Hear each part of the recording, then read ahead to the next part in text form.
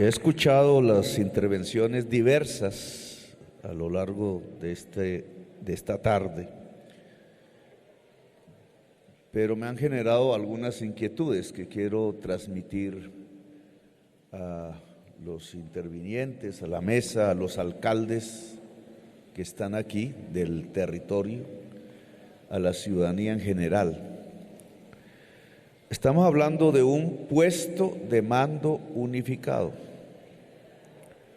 Esas palabras no son gratuitas. ¿Qué significa eso? Un puesto es un lugar, puede ser una carpa. De mando significa alguien o una instancia que ordena, que manda. Y unificado es que toda la institucionalidad que llegue allí tiene que estar unificada alrededor de ese mando. Es por tanto una instancia operativa y por tanto debe ser eficaz. No es una instancia retórica. Puede tener deliberación, pero no es en sí misma una instancia deliberativa. Es una instancia para actuar. ¿Por qué se cita un puesto de mando unificado? Por una urgencia, por una emergencia, por prevenir, por, en este caso, la violencia que puede matar a una persona o a varias, desplazar, confinar, etcétera. Luego, el mando, en mi opinión, de ese puesto debe ser el alcalde de la zona donde se establece la violencia. Aquí en Ituango, usted, alcalde. ¿Qué significa eso? Que el alcalde, si le llega la información por los mecanismos existentes, una alerta de la Defensoría del Pueblo, una versión de los campesinos que llegan afanados de algún lugar y se intuye que va a haber una masacre, por ejemplo, o hubo la masacre, o se produjo un desplazamiento masivo, o hay un lugar confinado por los combates y la gente está allí encerrada sin mayores posibilidades ni de locomoción e incluso ni de alimentación. Entonces el alcalde convoca las instituciones que haya allí en el lugar. Y básicamente, porque estamos hablando de violencia, la policía, el ejército y las otras fuerzas militares. El alcalde convoca. Dice la Constitución que el alcalde es el jefe de la policía, pero los que hemos sido alcaldes sabemos que eso es carreta. Menos puede ser constitucionalmente el jefe de las unidades del ejército que están allí. Son estructuras nacionales que obedecen mandos nacionales. Y entonces aquí le voy a pedir a la fuerza pública presente, pero esto es para todo el país, ministro de Defensa, en los lugares que sabemos que hay violencia. Se han detectado 65 municipios, eso puede variar. Los alcaldes de esos municipios pueden y deben convocar puestos de mando unificado y las unidades de ejército, la fuerza pública allí localizada y la policía deben obedecer al alcalde. Si el alcalde ordena que las unidades deben desconfinar un territorio, el ejército debe obedecer. Si no, eso no se llama puesto de mando unificado. Es otra cosa, podemos llamarlo de otras maneras, pero es el alcalde el que debe mandar. Las instituciones nacionales del gobierno nacional localizadas allí, cuando se convoca un puesto de mando unificado, deben obedecer al alcalde. Y el alcalde, como autoridad local, debe establecer los criterios, los planes, las acciones para defender la vida. Llámese esto crisis climática, porque los puestos de mando unificados se ponen muchas veces por los mal llamados desastres naturales, que en realidad son desastres humanos, que están convulsionando el clima, o en las zonas de conflicto por los agentes de la violencia, que hay que detener en su accionar o mitigar los daños o prevenirlos. Entonces me parece que este concepto de puesto de mando unificado debe recobrar su valor operativo. Es en los municipios donde hay conflictos.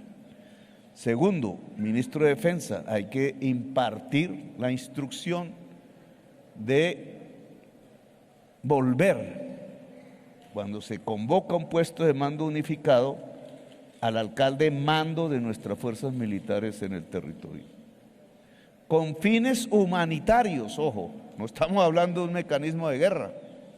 La guerra se organiza de otra manera. Cuando se convoca un puesto de mando unificado es para salvar vidas, para defender los derechos humanos en el territorio. Es el derecho humanitario lo que está detrás de un puesto de mando unificado. Por eso se han denominado puestos de mando unificado por la vida.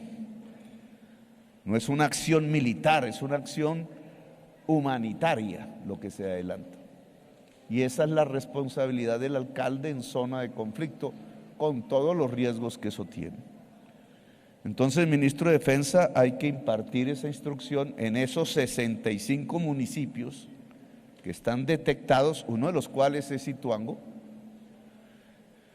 para que las unidades de ejército que están allí, o de Fuerza Aérea, o de la Armada, y obviamente de la policía, obedezcan al alcalde cuando se cita el puesto de mando unificado. Ahora bien, ayer en el Catatumbo, tuvimos casi todo el día allí, salieron una serie de tesis que me parece importante discutir, digamos, o adelantar con ustedes aquí en Ituango.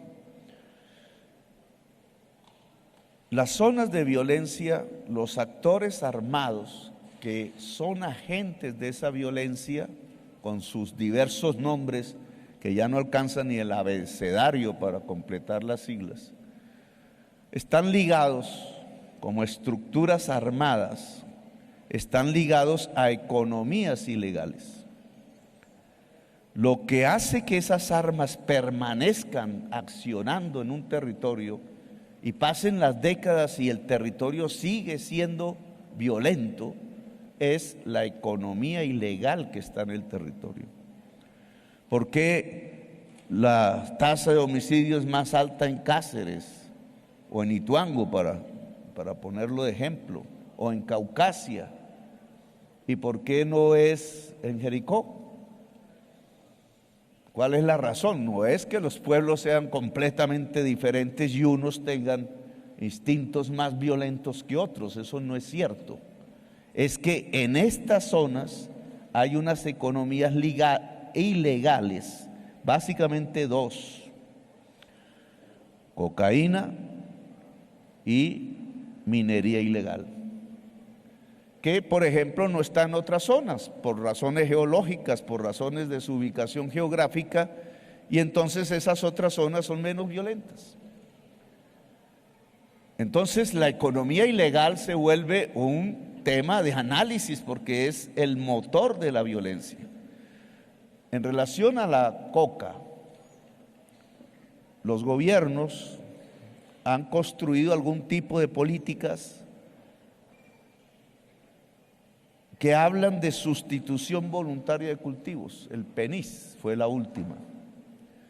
Se incumplió porque en 4 años políticamente decidieron no adelantar ese programa, por razones diversas, no las vamos a cuestionar aquí.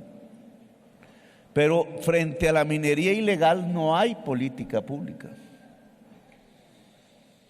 Mientras sí se encuentra un balbuceo frente al tema del cultivo de coca, no se encuentra una línea de acción del Estado respecto a la minería que llaman ilegal, que muchas veces se confunde con la minería ancestral, que muchas veces se confunde con la minería tradicional, que muchas veces se confunde, son fronteras difíciles de discernir con la pequeña minería versus la multinacional, la gran minería, que es lo que ha defendido el Estado. Como desde el año 2000, desde el Código Minero, se defiende es la minería de la multinacional y todo lo demás queda en un saco, tanto lo ilegal como lo pequeño, como lo ancestral, como lo tradicional, que es golpeado una y otra vez, y allí va surgiendo uno de los factores de la violencia en Colombia. Esa es una responsabilidad del gobierno que yo presido, construir una política frente a la minería en su diversidad. Pero en el Catatumbo decía un campesino muy sabiamente, de nada hay que ir más allá del PENIS si queremos resolver el problema de la economía ilegal de la hoja de coca, que es ilegal por una imposición mundial, porque al final no es sino una mata más, como tantas, pero la vuelven ilegal por razones políticas en los centros de poder mundial, que nosotros todavía no podemos afectar. Ir más allá del PENIS significa que no es simplemente negociar con decenas de miles de campesinos qué cultivos, cuánto se paga mensualmente, cómo se vuelve agroindustrial sus cultivos para que adquieran más valor agregado, cómo se puede establecer un plan de compra de cosechas allí en esos núcleos campesinos que se dedican en los territorios al cultivo de la hoja de coca, sino que hay que mirar el territorio todo. Es que si no se abre la vía, no funciona la sustitución de cultivos. Es que si no se hace navegable el río, es que si no se ponen pistas aéreas, es que si no se articula el territorio al conjunto de la sociedad y de la economía nacional, es que si sigue siendo marginado no solo el campesino que produce hoja de coca, sino el conjunto de la población, no se supera, a pesar de que pueda existir una política de sustitución de cultivos, el cultivo de la hoja de coca. Eso decían en el Catatumbo, y aquí se vuelve pertinente el tema del diálogo regional. Diálogo regional no es un encuentro para echar 3 discursos, es un proceso que nosotros hemos pensado debe ser dirigido hacia el Plan Nacional de Desarrollo, porque es una ley y entonces lo vuelve vinculante, es decir, lo vuelve norma, lo vuelve poderoso. El diálogo regional es el intento de toda la sociedad en toda su diversidad de encontrar una visión de la región. ¿Qué quiere la sociedad que habita este territorio de su región? ¿Cómo cree que esa visión de su región, de la prosperidad que cree esa sociedad puede alcanzar en su territorio? ¿Cómo puede articularse en planes y proyectos que se vuelvan entonces obligatorios a través de la ley para el gobierno nacional en el Plan Nacional de Desarrollo? Aquí invitaría a todos los alcaldes, al gobernador, a la sociedad misma, a las organizaciones sociales, a hacer este esfuerzo en estos meses, porque el diálogo regional, al darnos una visión del territorio, le da una respuesta a eso que el campesino de Catatumbo nos decía: hay que ir más allá del PENIS. El diálogo regional es ir más allá, es construir democracia en el territorio y posibilidades de prosperidad a partir de la decisión de sus propios habitantes y volviéndolo vinculante en una ley de la República que tenemos a la mano, que se llama el Plan Nacional de Desarrollo y que determina los presupuestos en los próximos 4 años. Es decir, le pone la plata al proyecto. A mí me parece esto, si lo logramos extender por todo el país, cada región es diversa, cada región tiene sentidos diferentes, cada sociedad en los territorios tiene una conflictividad que hay que simplemente tramitar a partir del diálogo. Los grupos que aquí en este territorio se dedican al transporte de la cocaína, a la producción de cocaína, los grupos que no muy lejos de aquí se dedican a la minería ilegal o se arman con la minería ilegal, con el oro, cocaína y oro, esa combinación que se ha vuelto terrible para la sociedad colombiana, esas agrupaciones al final podrían recogerse en una visión común de prosperidad en el territorio. Si tenemos esa cama amplia, que es la visión común, con capacidad de volverse dinero en términos de proyectos reales, de estructuras, de infraestructuras reales, entonces el proceso de paz es más fácil de realizar. Porque no simplemente es decirle a una persona, oiga, desármese. No, pero si la cocaína me da para comer. No, tenemos una alternativa para esa cocaína, que puede ser incluso mejor que la cocaína, porque es el plan del territorio para la prosperidad de su propia sociedad, secundado, fortalecido por el mismo presupuesto nacional, es decir, por el dinero público de toda Colombia. Invitar al desarme generalizado, invitar en una primera fase a un cese al fuego multilateral, como dijeron acá, que sería grandiosísimo, aún sin ser la paz, el que se pudiera producir un cese al fuego multilateral para entrar a un proceso de negociaciones en concreto, sería más viable si tenemos estos diálogos regionales andando. Entonces, esta es una invitación que le hago a las autoridades locales, departamentales y municipales para incentivar la discusión ciudadana sobre qué región quiere, qué territorio quiere. Le informo a los habitantes de Ituango que todas las agrupaciones que hacen presencia en el territorio de manera ilegal han enviado cartas al gobierno diciendo que quieren paz.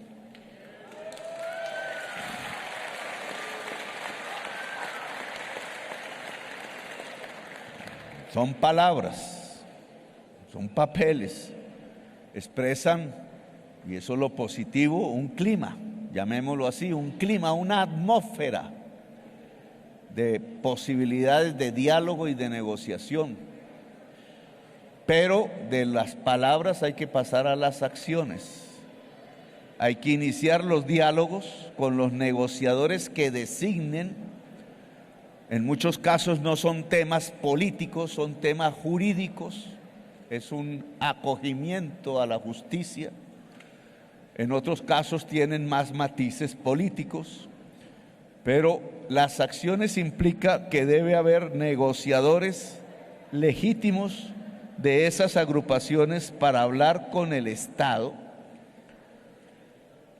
y las acciones podrían comenzar, si empezamos ese diálogo, con un cese multilateral de hostilidades, un cese al fuego que le propongo a estos grupos en todo el país se realice, porque ese sería el clima más apropiado para lograr la fuerza de la sociedad que nos permita legitimar un fin definitivo de la violencia armada, de los conflictos armados, de la situación de violencia armada que vive el país. Yo ahí concluyo. Entonces, estos puestos de mando unificado deben ser, ojo, operativos y eficaces, porque es para salvar vidas. y los alcaldes son los principales responsables. Hay que tener la cabeza fría y el buen sentido para posibilitar esos hechos, pero aquí se trata de salvar vidas. La seguridad humana se mide en vidas. Otras seguridades las medían en muertos y bajas. Esta la queremos medir en vidas. Gracias a todas y todos por su atención, muy amables.